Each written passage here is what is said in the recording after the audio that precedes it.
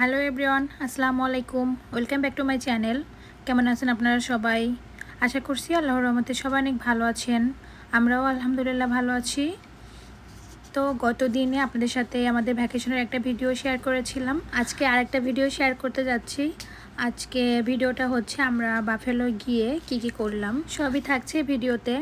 তো আমরা তো পৌঁছেছিলাম প্রায় রাত 11:30টার সময় বাফেলোতে। আমাদের যেতে প্রায় 7 থেকে 8 ঘন্টার মতো লেগেছিল। আমরা যাওয়ার সময় প্রচুর ঝড় বৃষ্টি হয়েছিল, মানে ওয়েদার খুবই খারাপ ছিল ওই দিন রাতের বেলা। তো তার মধ্যে আমরা ভালোভাবে পৌঁছাতে পেরেছি, তার জন্য আলহামদুলিল্লাহ। তো আমাদের এখানে পৌঁছাতে অনেক রাত হয়ে যায়। তো রাতে এসে আমরা রেস্ট করে খাওয়া দাওয়া করে তারপরে ঘুমিয়ে গিয়েছিলাম। আমরা বাফেলোতে এসেছি সোহার বাবার এক বড় ভাইয়ের বাসায়। তো ভাইয়া ভাবি গার্ডেন করেছে, সব রকম সবজি লাগিয়েছে ভাবিদের ব্যাগে অ্যাডে। তো আমরা মূলত এই কারণেই আসা, এগুলো দেখার জন্য। কারণ আমেরিকাতে আসলে সবাই এভাবে গাছ লাগায় না, যাদের বাড়ি আছে শুধুমাত্র তারাই এভাবে করতে পারে। আবার অনেকের হাতে এগুলা হয়ও না। তো ভাবির মাশাল্লাহ আলহামদুলিল্লাহ এত সুন্দর সুন্দর সবগুলা গাছ হয়েছে। যে গাছটাই লাগিয়েছে না কেন সবগুলাই অনেক সুন্দর হয়েছে, দেখতেই পাচ্ছেন। এখানে সব রকম সবজি আছে। এই যে কত সুন্দর করে বেগুন ধরেছে, এগুলো একদম ছোট ছোট চারা দিয়েছিল, সেইগুলা বড় হয়ে তারপরে বেগুনও ধরেছে। তারপরে যে টমেটো গাছগুলাও কিন্তু একদম ছোট থেকে বড় হয়ে তারপরে টমেটো ধরেছে। এই সামারেই এগুলা লাগানো যায়, উইন্টারে তো আর এগুলা হয় না। কয়েকদিন পরেই সব একদম ঠান্ডার জন্য সব মরে যাবে। তো আবার নেক্সট সামারেও এভাবে গাছ লাগাতে পারবে। তো এটাই আনন্দ, এরকম নিজের হাতে সবজি লাগিয়ে তারপর নিজের হাত দিয়ে তুলে খাওয়ার মজাটাই অন্যরকম। আর এই যে শাকগুলা দেখতে পাচ্ছেন, মানে মনে হয় এগুলা কাঁচাই খেয়ে ফেলি, দেখতে এত সুন্দর। লাল শাক তো আমার অনেক প্রিয়, শুধু লাল শাকই না, আমার শাক সবজি বেশি পছন্দের। আমার সব রকম শাকই অনেক পছন্দের। এই যে কলমি শাকগুলা, তারপর ডাঁটা শাক, লাল শাক, সব রকম শাকই আমি পছন্দ করি। ভাবি আর আমি একসাথে এখান থেকে শাক তুলছিলাম আর অনেক গল্পও করছিলাম। ভাবি বলছিল এখানে শাকের বিচি দেওয়ার পর এখান থেকেই 4 থেকে 5 বার শাক খাওয়া হয়ে গিয়েছে, আবারও হবে। তো সেই সব গল্পই বলছিল। তো আমি বললাম ভালোই তো, একবার বিচি দেওয়ার পর অনেকবার শাক খেতে পারছেন। আর এত সুন্দর শাক, আসলে এগুলো দেখলেই মন ভরে যায়। দেখতেই পাচ্ছেন পুঁই শাকগুলো কত সুন্দর। আর এখানে মরিচের চারাগুলো, এখানে সবই মরিচের চারা, কিছু বড় হয়েছে, কিছু ছোট, আবার কিছুতে মরিচ ধরেছে, কিছু গাছগুলোতে ফুল এসেছে। সব রকম গাছই এখানে আছে।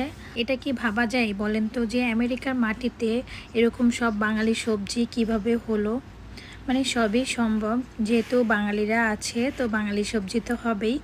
আর একদম দেখতে পাচ্ছেন যে মানে গ্রামের বাড়িতে যেরকম সবজিগুলা হয় সেরকম, মানে তার থেকেও সুন্দর করে এখানে গাছগুলা কিন্তু হয়েছে। একটা বাড়িতে তো এতগুলা গাছ কখনোই লাগানো সম্ভব না, কিন্তু আমেরিকার বাড়িগুলোতে কিন্তু সম্ভব, চাইলে সবই হয়। আর সব থেকে বড় কথা, যত্ন করলে তো সবই হয়। তো ভাবি ভাইয়া দুজনেই অনেক কষ্ট করেছেন, অনেক যত্ন করেছেন এই গাছগুলোতে, মানে শুরু থেকে শেষ পর্যন্ত অনেক কষ্ট করা লেগেছে। তো ভাবির কাছে আমি সব গল্পই শুনেছি। আসলে এগুলা যে লাগিয়ে দিলাম হয়ে গেল এরকম না, এর জন্য অনেক কষ্ট করা লাগে, শুধু যারা এগুলা করে তারাই বুঝবে। তো এটা শশা গাছ ছিল এখানে, তারপরে ক্ষীরে, তারপরে লাউ, আপেল, সব রকম গাছই এখানে আছে। লাউ এখনও ধরে নাই, একটা মাত্র লাউ হয়েছে। এই লাউ আর সিম ধরতে একটু টাইম লাগবে, মনে হয় 15-20 দিনের মধ্যে এগুলা ধরবে। এই সাইডে ছিল সিম গাছ, সিম গাছগুলো অনেক সুন্দর হয়েছে। বরবটি গাছও ছিল এখানে।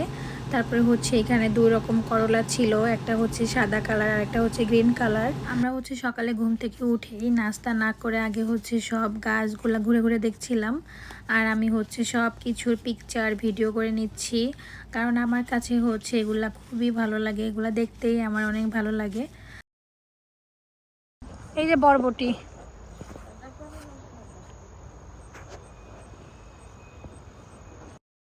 এখানে পালং শাক, এটা লেবু গাছ, এই যে ভাবিসি লেবু গাছটা। হ্যাঁ হ্যাঁ,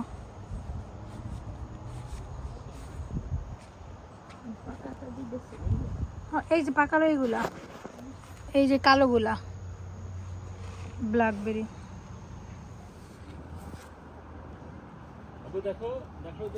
ডিম ডিম বেগুন কাটতেছি, আমরাই প্রথম বেগুন খাবো। এটা মাশাআল্লাহ অনেক বড় হয়েছে। এখানে তো একটা মাত্র দেখছি, কত টাকা সাথে একটা দেখলাম বরবটি।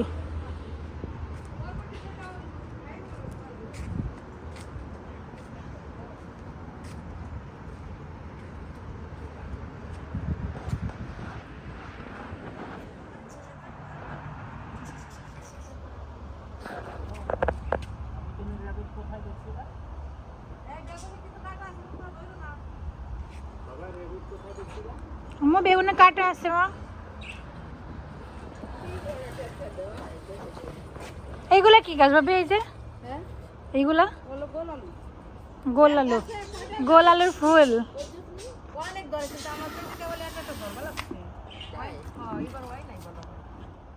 তারপরে সবগুলা গাছ দেখা শেষ করে আমরা সকালের নাস্তা করে আমরা একটু বের হয়েছিলাম, যেহেতু আমরা অনেক রাতে এসেছি তো ভাবিতে বাসায় কিছু আনতে পারি নাই। তো আমরা একটু গ্রোসারিতে গিয়েছিলাম, এখান থেকে কিছু ফল ফ্রুট নিব, তারপর হচ্ছে মিষ্টি নিব, আরও কিছু কিছু নিব। তো যাই হোক, তো এখানে হচ্ছে আমি নতুন দুইটা ফল পেয়েছি, একটা হচ্ছে লিচু আর একটা হচ্ছে পিস ফল। এগুলো আসলে সবসময় পাওয়া যায় না, এই সামার টাইমেই পাওয়া যায়, তো তাও সব দোকানে পাওয়া যায় না। তো আজকে যেহেতু পেলাম, যদিও এগুলোর দাম একটু বেশি হয়, তো তারপরেও যেহেতু নতুন ফল এই জন্য নিয়ে নিলাম। তারপরে হচ্ছে চেরি নিয়েছি, চেরিগুলো দেখতে ভীষণ ভালো লাগছিল। তারপরে এখানে দেখলাম ভালো ভালো আম ছিল, তো এক বক্স আমও নিয়ে নিলাম। তারপরে আরও অনেক কিছু নিয়েছিলাম এখান থেকে। চানাচুর, এই ঝাল চানাচুরটা অনেক মজার, মুড়ি দিয়ে মাখিয়ে খেলে ভীষণ ভালো লাগে। এখান থেকে মিষ্টি নিয়েছিলাম দুইটা, একটা নিয়েছিলাম বালুশাই আর একটা হচ্ছে কালো জাম। তো বালুশাই মিষ্টিটা ভীষণ ভালো হয়েছিল, কালো জামটা অতটা মজা ছিল না, কিন্তু বালুশাই মিষ্টিটা অনেক ভালো ছিল। বাসায় এসে দেখি ভাইয়া এগুলা গাছ থেকে ছিঁড়ে এনে রেখেছে। আমরা আসার পর আমাদেরকে বলছে এগুলা কেটে খাও। ইয়ে, আবার দাও, আবার।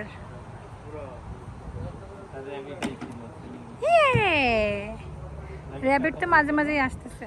এটা হচ্ছে পরের দিনের ভিডিও। তো পরের দিন হচ্ছে ভাবি সব শাক রান্না করবে আমাদের জন্য। তো ভাবি হচ্ছে বলছিল যে আপনি শাকগুলো কাটেন, যেহেতু আমার এগুলো অনেক পছন্দের জিনিস। তো আমি হচ্ছে যে কলমি শাক, তারপর হচ্ছে কচু শাক, লাউ শাক, এগুলো সব কেটে নিচ্ছিলাম। গাছ থেকে এই শাকগুলো যখন কাটছিলাম তখন অনেক বেশি ভালো লাগছিল।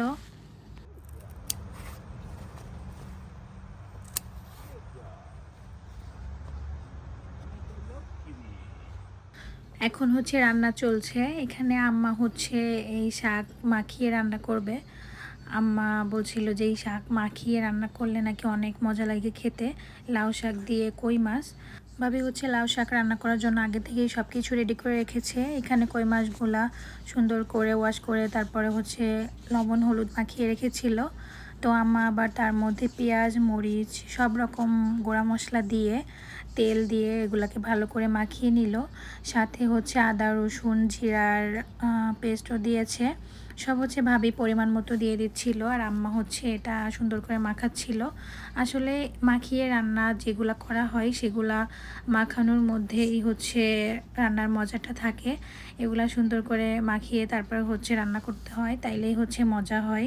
এখানে হচ্ছে কাঁচা টমেটো দিয়ে ছোটো মাছ রান্না করেছে, এটা হয়ে গিয়েছে। তারপরে হচ্ছে কলমি শাকগুলো ভর্তা, এগুলোও সিদ্ধ হয়ে গিয়েছে। আর এদিকে ভাবে শাকগুলাও সব ধুয়ে নিচ্ছিল ভালো করে। মাছগুলো আগেই মাখিয়ে রেখেছিল, এখন হচ্ছে শাকগুলা মাখিয়ে নিচ্ছে। এই মাখানোটাও হচ্ছে অনেক কষ্টের। আম্মা হচ্ছে এই শাকগুলাকে মাখিয়ে একদম নরম করে ফেলবে। আর আম্মা বলছিল যে এগুলো হচ্ছে যত ভালোভাবে মাখানো হবে খেতে ততই মজা হবে, যেহেতু এটা হাতে মাখিয়ে রান্না করছে তো এটার মজাও হবে অনেক। আর এখানে হচ্ছে কচু শাক ভর্তা হবে, তো কচু শাকও সিদ্ধ দিয়েছে। আর এদিকে হচ্ছে লাউ শাক দিয়ে কই মাছ ভাপা, এটাও প্রায় হয়ে গিয়েছে। এই তরকারিটা দেখতেই অনেক ভালো লাগছিল, আর এটার স্মেলটা তো আরও ভালো ছিল। দুপুরের খাওয়া দাওয়া শেষ করে আমরা হচ্ছে হোম গুডসে চলে এলাম। আর জিনা বারবার বলছিল যে হোম গুডসে নাকি অনেক সুন্দর সুন্দর জিনিসপত্র আছে। তো আমি বললাম যে তাহলে চলো একবার ঘুরেই আসি, যদি কিছু পছন্দ হয় তাহলে কিনে নিব। তো এখানে আসার পরে দেখলাম সত্যিই অনেক সুন্দর সুন্দর জিনিস। এই যে এই বক্সগুলা মানে এই বাস্কেটগুলা আমার অনেক পছন্দ হয়েছিল, আমি কয়েকটা নিয়ে নিলাম। এইগুলোর মধ্যে সোয়ামনির পেন্সিলগুলো সুন্দর করে সাজিয়ে রাখা যাবে, তারপরে হচ্ছে আর অনেক কিছু রাখা যাবে। এখানে এই যে কাচের সুন্দর সুন্দর শোপিস ছিল, এখান থেকে আর্জিন আমাকে বলছিল যে আন্টি আপনি একটা শোপিস পছন্দ করেন, আমি আপনাকে গিফট করব। তো আমি হচ্ছে এটা পছন্দ করেছিলাম আগেই, সোহার বাবাকে বলছিলাম, তো ও বলছিল তাহলে এটা আমি আপনাকে গিফট করে দেই। তো আমাকে এই শোপিসটা গিফট করেছিল। তারপরে হচ্ছে আমরা রাতের বেলা নাইগ্রা ফলসে যাচ্ছিলাম। নাইগ্রা ফলস আমরা আগেই ঘুরেছি, আমরা প্রথমবার যখন বাফেলোতে এসেছিলাম তখনই আমরা নাইগ্রা ফলস ঘুরে দেখেছি। দিনের বেলাও দেখা হয়েছে, তারপর হচ্ছে রাতের বেলাও দেখেছি, কানাডার ওই সাইড থেকেও দেখেছি, বাফেলোর এই সাইড থেকেও দেখা হয়ে গিয়েছে।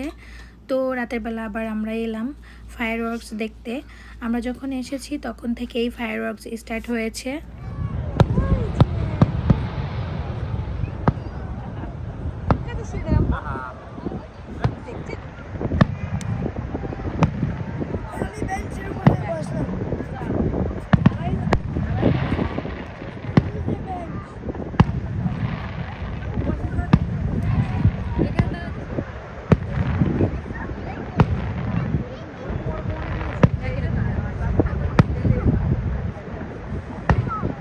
এই ছিল আমার আজকের ব্লগ। আপনাদের কাছে কেমন লেগেছে অবশ্যই বলবেন। সবাই ভালো থাকবেন, সুস্থ থাকবেন। আল্লাহ হাফেজ।